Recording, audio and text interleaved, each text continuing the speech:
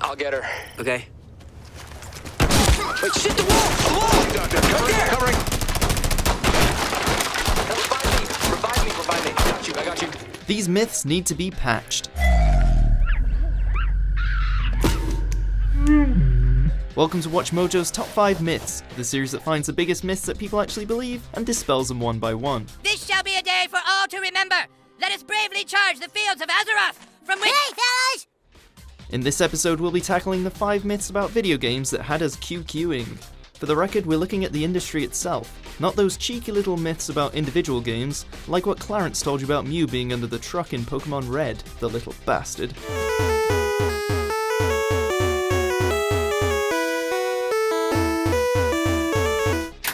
Myth number 5. Video games make you a loner.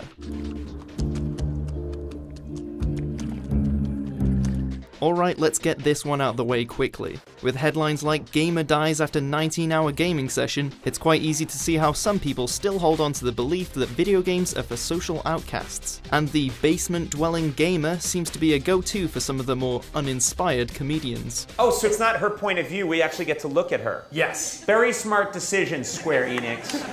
Otherwise, I'm a man in a woman's body. But in reality, for a large part of the gaming community, the opposite is true.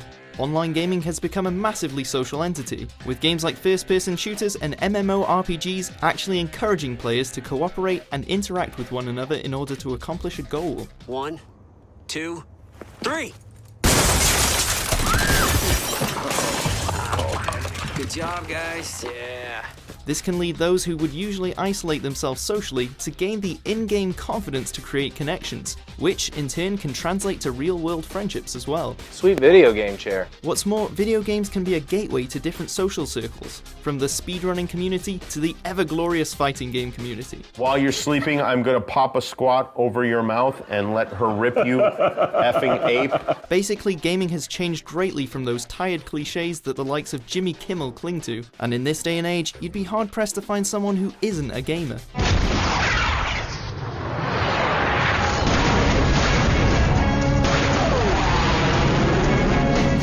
Myth number 4. Pong was the first video game.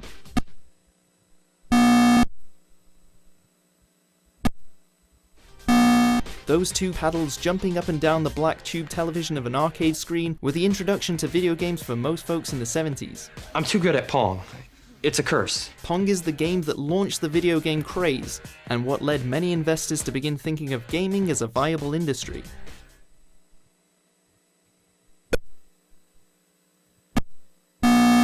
But Pong was far from being the first video game.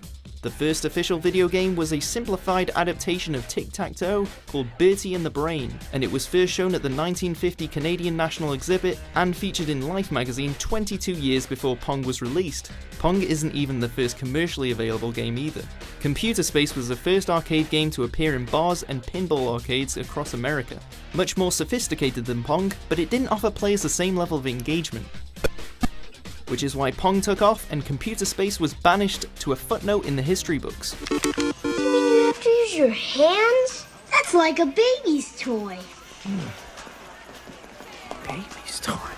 Myth number 3. Girls don't play games. Those games are bullshit. Calm down, Lee. With the rise of feminist voices condemning the lack of three-dimensional female characters in video games, many have fallen back on the argument that women just aren't interested in gaming, and that they aren't a big enough demographic for their voices to be relevant. In fact, video games are extremely popular with females. No surprise. Oh, here we go. Revelation. A recent study shows that adult females make 37% of video game sales, second only to adult males who make up 38% of the market. But like in any big entertainment industry, investors tend to fall back on the tried and true formulas to maximize sales. And historically, video games haven't scored too high on the feminist scale. That's why despite more and more women rallying for equal representation in video games, you can expect new releases to still have the same old tropes on display. Regardless, the female gaming demographic is growing, and surely it won't be too long until this myth fades into obscurity.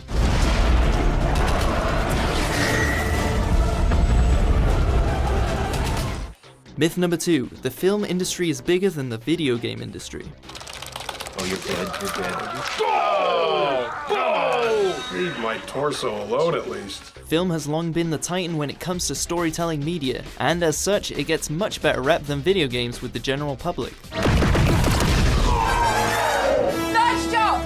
I'm getting pretty good at this. And since everyone and their cat goes out to watch movies, you'd think the cash flow would reflect that. But rejoice gamers, we're actually pumping more money into our hobby than the everyday Joe Blow. In 2015, the total US box office revenue was $11 billion, even with the release of massive hits like Star Wars and Jurassic World.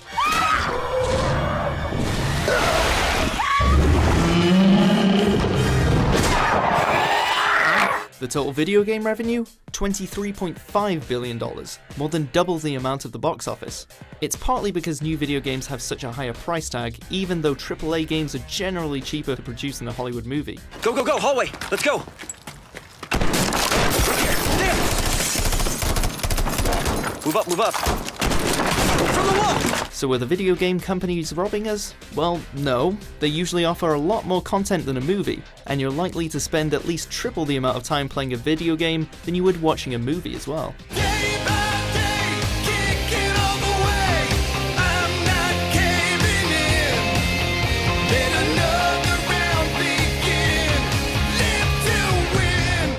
Myth number 1, there is scientific proof linking video games and violence. But who was to blame? All the experts had an answer. Angry, heavy metal subculture. Where were the parents? Violent movies. South Park. Video games. Television. Entertainment. Satan. This myth isn't quite as cut and dry as some of the others on the list, but untrue nonetheless.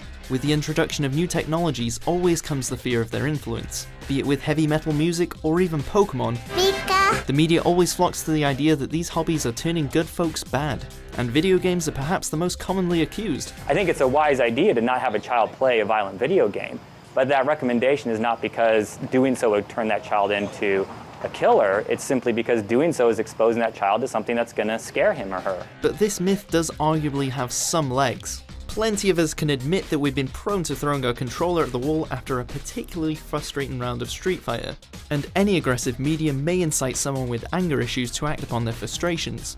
However, a recent study conducted in Oxford University concluded that there is no strong correlation between the two, and instances of aggression may only occur after prolonged gaming sessions. Ma'am! Bathroom! What, hon? Bathroom! Bathroom! The case simply needs more context, and as it stands, everyone is still wildly debating whether it's true or not. For now, the proof just isn't there. And let's face it, jumping on Goombas and driving cars into giant soccer balls isn't gonna push you into decking someone.